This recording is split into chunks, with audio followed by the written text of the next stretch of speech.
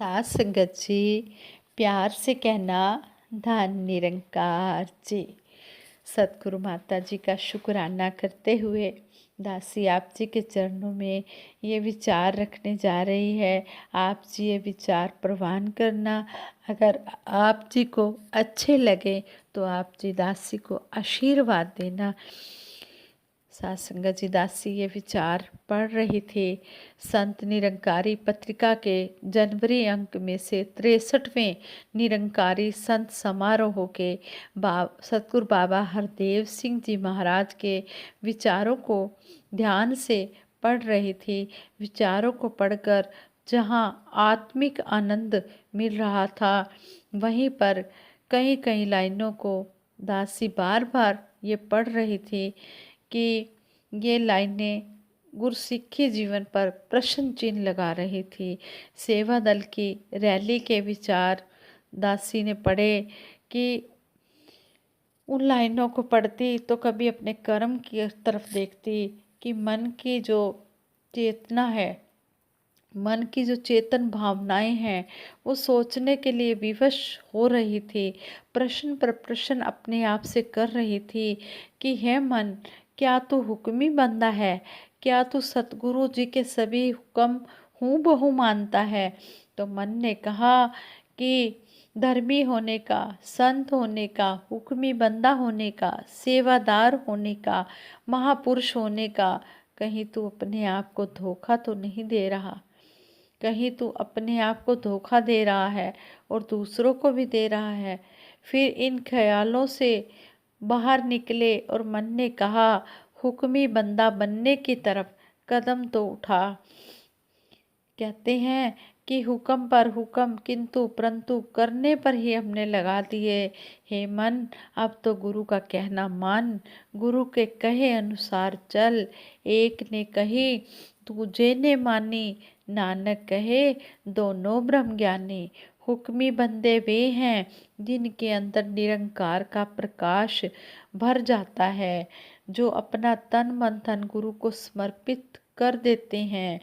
कहते हैं कि जिनकी कथनी व करनी एक हो जाती है, जो गुरु के आदेश के अनुसार चल पड़ते हैं, ऐसे चरित्र वाले ही, ऐसे करैक्टर वाले ही हुक्मी बंदे होते हैं और गुरु के प्यारे गुरसिक कहलाते हैं। गुरु का हुक्म स्वयं मानना और दूसरों को मानने के लिए प्रेरित करना, उनको प्रेरणा देना, यह हुक्मी बंदों की निशानी होती है। गुरु का हुक्म रब्बी हुक्म होता है और रब का हुक्म मानने वाले हुक्मी बंदे होते हैं। गुरु के हुक्म के अनुसार चलना शुरू करते ही जीवन में तब्दीली आ जाती है। जैसे जैसे गुरु के बताए हुए रास्ते पर इंसान चलता चला जाता है, जीवन से मनमत दूर हो जाती है। काम क्रोध की जो भड़कती आग है वो सबको जला देती है। ऐसी जो काम क्रोध की आग होती है वो हुक्मी बंदे के पास नहीं रहती। गुरु के हुक्म को मानकर हुक्मी बंदे 84 लाख योनियों से मुक्ति पा लेते हैं।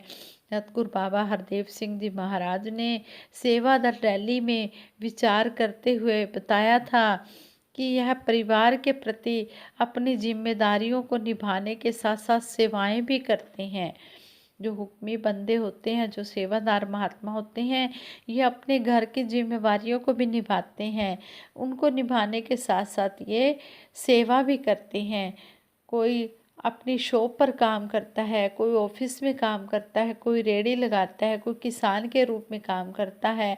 अनेकों रूपों में काम करते हुए, परिवार का पालन पोषण करते हुए और सारी जिम्मेदारियों को निभाते हुए भी ये समय निकालते हैं सेवा के लिए। और सेवा के लिए समय निकालना कोई आसान काम नहीं है। यह ऐसा तप त्याग का भाव है जो इनको सारी जिम्मेदारियां निभाने के साथ साथ इस ओर भी प्रेरित करता है और यह निकल पड़ते हैं सेवा करने के लिए। निष्काम भाव से, नम्रता पूर्वक, मर्यादा में रहकर, हुक्मी बंदे बनकर सेवा करते चले जाते हैं। हुक्मी बंदों की चाल इस दुनिया में सबसे निराली होती है, सबको भाने वाली होती है, सबको मोहने वाली होती है। हुक्मी बंदे प्यार और नम्रता से भरपूर रहते हैं। हुक्मी बंदे जो होते हैं वो निंदा नफरत से दूर रहते हैं, किसी के अवगुणों को नहीं देखते, हमेशा गुणों को ही अपनाते चले जाते हैं, किसी की आलोचना नहीं करते। हम पूर्ण हरदेव वाणी में सतगुरु बाबा हरदेव सिंह जी महाराज फरमाते हैं, मधुर वचन ही लब पर हरदम संत जनों के रहता है, दया धर्म का मन में इनके नित नित दरिया बहता है। मिल वर्तन का भाव उठाएं, जग में सदा विचरते हैं, हर किसी से दुनिया में ये सद्व्यवहार ही करते हैं उपकार सदा, ये पर उपकारी होते हैं। कहे हर देव संत सदा ही जन हितकारी होते हैं। संत महात्मा हमेशा सारे संसार का भला करने में ही लगे रहते हैं। जिस प्रकार नदियाँ अपना जल स्वयं नहीं पीती, वृक्ष अपना फल स्वयं नहीं खाते, इसी तरह संत महात्मा भी इस संसार का भला करने के लिए ही संसार में जन्म लेते हैं। हुक्मी बंदा हमेशा यही कोशिश करता है कि सतगुरु ने कृपा करके उसके दिल से हर प्रकार के भरम भुलेखों को मिटा दिया है, सारी चिंताएं मिटा दी हैं। इसलिए क्यों ना ऐसे दयालु सतगुरु के हर हुक्म की पालना करते हुए जीवन की श्वासें बीत जाएं। इस प्रकार यह अपनी संसारिक जीवन यात्रा को सुखद करता ही है और अपना परलोक भी सुहेला कर लेता है। संत जनों का भगत जनों का युग युग से फरमान है, बोल कर्म में ढल जाए तो हो सकता कल्याण है। जो भी सेवा का हुक्म आ जाता है उसको अपने कर्म में डालकर अपना भी कल्याण करते चले जाते हैं। ये संत जनों का भगत जनों का युग युग से फरमान है। ये हर हुक्म को मानते चले जाते हैं। कहते हैं कि सेवक को सेवा बन आई, सेवक को सेवा बन आई। कहते हैं कि सेवा जब आ जाती है, सेवा जब मिल जाती है तो सेवक अपने आप को बहुत ही भाग्यशाली समझता है कि सच्चे पातशाह ने मुझे चुना है, सतगुरु की कृपा हुई है। जब तक सतगुरु की कृपा ना हो तो सेवा सिमरन सत्संग नहीं मिल सकता।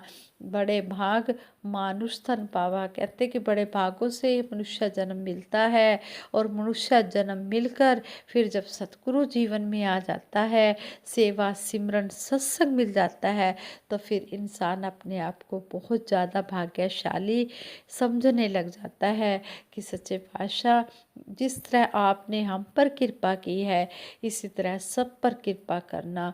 सब दा भला करो करतार, साडी मांग है ए दातार। फिर हमेशा ऐसे हुक्मी बंदों के मन से यही निकलता है कि सच्चे पातशाह सारे संसार का भला करो। सब हमारी यही मांग है, यही अरदास है आप जी के चरणों में, और आप जी ये अरदास परवान करना। और यह सच्चा पातशाह परवान भी कर लेता है।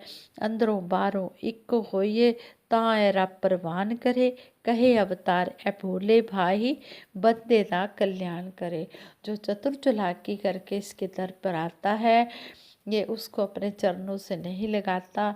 ये तो जो भोले भाव आते हैं, भोले भाव लेकर आते हैं, ये उन्हीं को अपने चरणों से लगाता है।